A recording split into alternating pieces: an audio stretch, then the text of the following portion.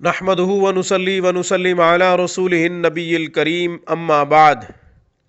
سامعین کرام، اولاد ہونے کے کچھ وظائف پہلے آپ کی خدمت میں پیش کر چکا ہوں۔ اب بھی میں اولاد کے حوالے سے ایک نیا وظیفہ آپ کی خدمت میں پیش کر رہا ہوں۔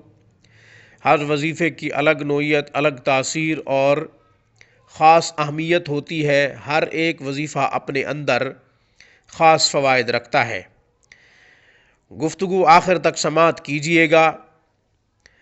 آپ نے ابھی تک ہمارے چینل کو سبسکرائب نہیں کیا تو ویڈیو کے نیچے ریڈ بٹن پہ کلک کریں، ہمارے چینل کو سبسکرائب کر لیں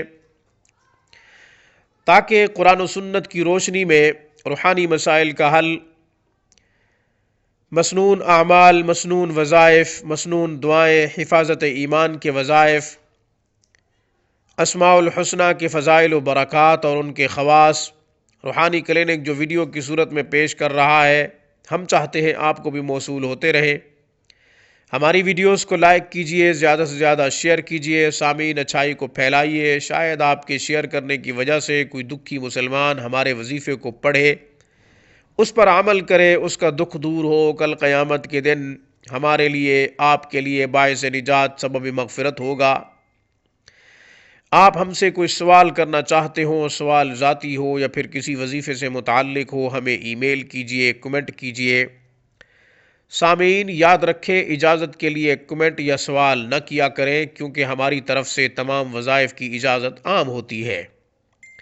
استخارہ کروانا چاہتے ہوں یا پھر آن لائن تجوید کے ساتھ قرآن کریم پڑھنا چاہتے ہوں، الفاظ کی درستگی، حروف کی تصحیح آپ کا مقصد ہو تو آپ دنیا کے کسی بھی کونے سے ہم سے رابطہ کر سکتے ہیں۔ الفاظ کی درستگی، حروف کی تصحیح کے ساتھ جو شخص قرآن کریم پڑھتا ہے، اللہ اس پر بہت خوش ہوتے ہیں، اللہ کی اس پر چھم چھم رحمتیں برستی ہیں۔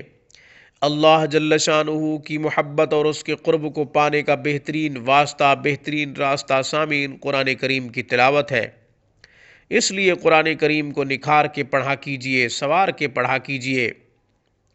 بہت سی کالز آتی ہیں جو اپنا قرآن سناتے ہیں، ان کے الفاظ ٹھیک نہیں ہوتے، یہاں تک کہ معانی میں بھی غلطیاں آ رہی ہوتی ہیں، تو اس طرح قرآن پڑھنے سے اللہ ناراض بھی ہوتے ہیں، گناہ بھی ہوتا ہے، قرآنی آیات سے کیے گئے وظائف غیر مؤثر ہوں گے۔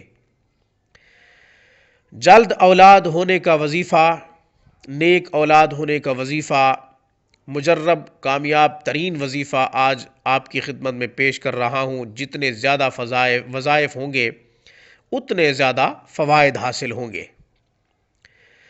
فرمایا جسے اولاد نہ ہو رہی ہو، شادی کو ایک عرصہ گزر گیا ہو، باوجود ڈاکٹروں کے علاج کے کچھ افاقہ نہ ہوا ہو، تو یہ وظیفہ کیا جا سکتا ہے۔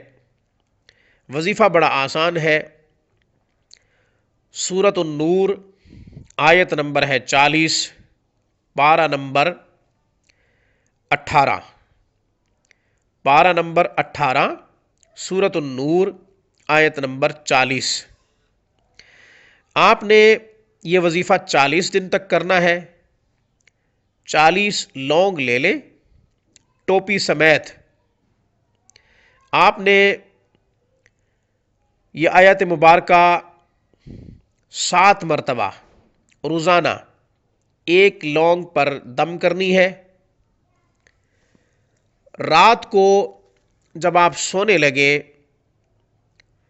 پانی پہلے پی لیں، اگر پیاس لگی ہوئی ہو تو پانی پہلے پی لیں۔ سونے کے وقت آپ نے وہ لونگ کھانا ہے، پھر ازدواجی تعلق قائم کریں۔ 40 دن تک اسی طرح روزانہ یہ آیت مبارکہ ایک لونگ پر 7 مرتبہ دم کرنی ہے۔ 40 دن تک یہ عمل کریں۔ روزانہ ازدواجی تعلق میں مسئلہ ہو یا پھر کوئی عذر پیش آ جائے تو پھر آپ نے ناغہ بھی کر لینا ہے، کوئی مسئلہ نہیں، لیکن عمل 40 دفعہ کرنا چاہیے، 40 مرتبہ کرنا چاہیے۔ بیچ میں ایام بھی آ جاتے ہیں، بیچ میں ناغہ بھی ہو سکتا ہے، تو آپ نے 40 دفعہ کرنا ہے، یہ یاد رکھیں۔ ناغہ ہو جائے تو کوئی مسئلہ نہیں، کوشش کریں ناغہ نہ کریں۔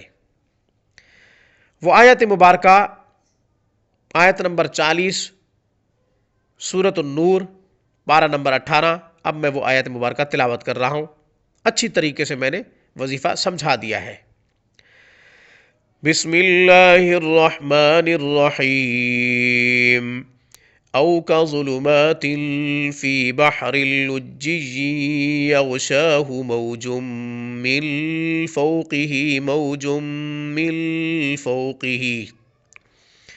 موج من فوقه سحاب ظلمات بعضها فوق بعض إذا أخرج يده لم يقد يراها ومن لم يجعل الله له نورا فما له من نور. یہ آیت مبارکہ آیت نمبر 40 ہے، پارہ نمبر 18 سورۃ النور. اس پیغام کے ساتھ مجھے اجازت دیجیے کہ اللہ جل شانہ جن کی اولاد نہیں ہے انہیں نیک صالح اولاد عطا فرمائے اور ان کے ویران آنگن کلیوں سے پھولوں سے بھر جائیں. آمین ثم آمین. میری طرف سے روحانی کلیننگ کی طرف سے السلام علیکم ورحمۃ اللہ وبرکاتہ.